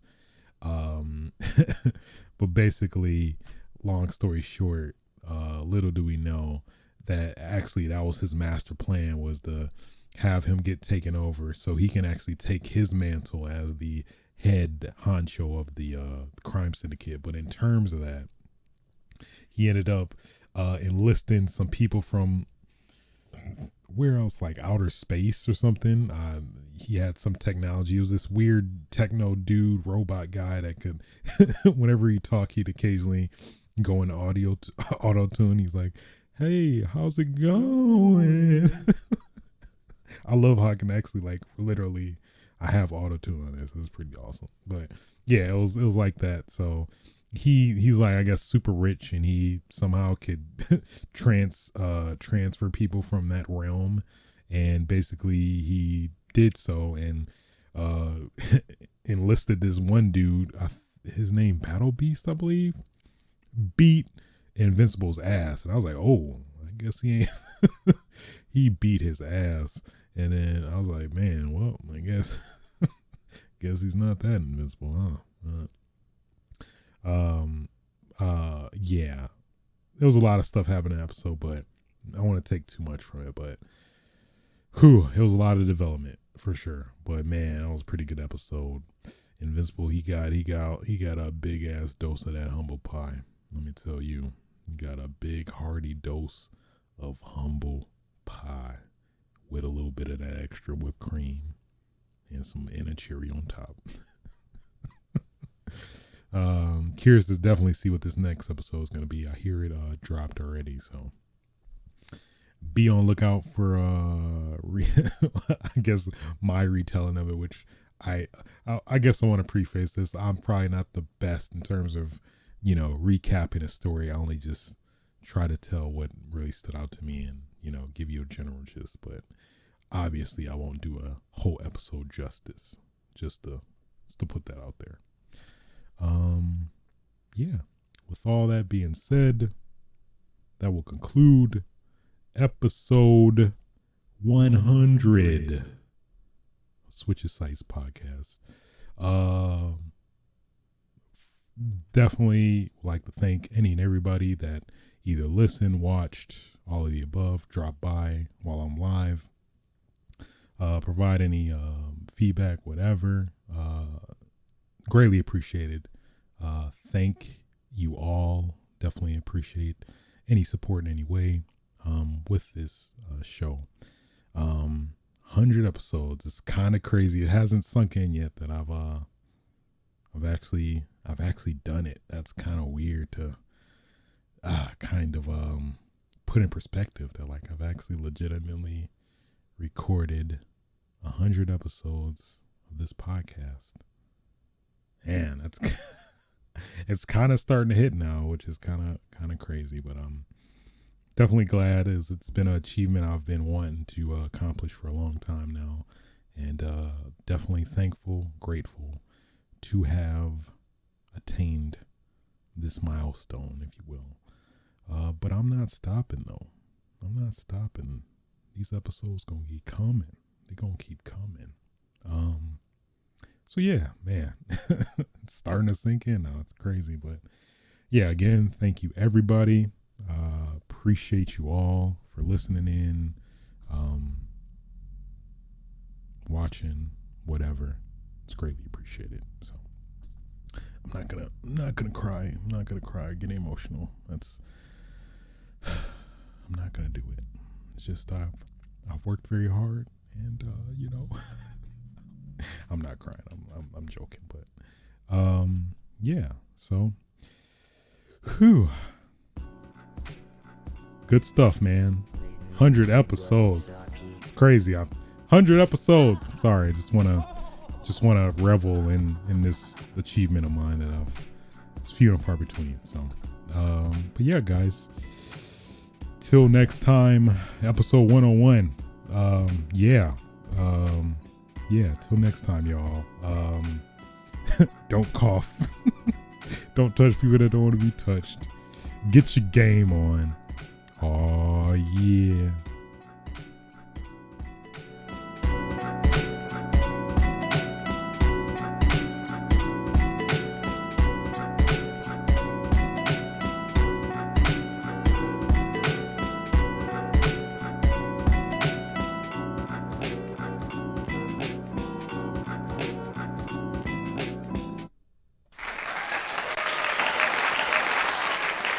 Yeah. Nobody's safe.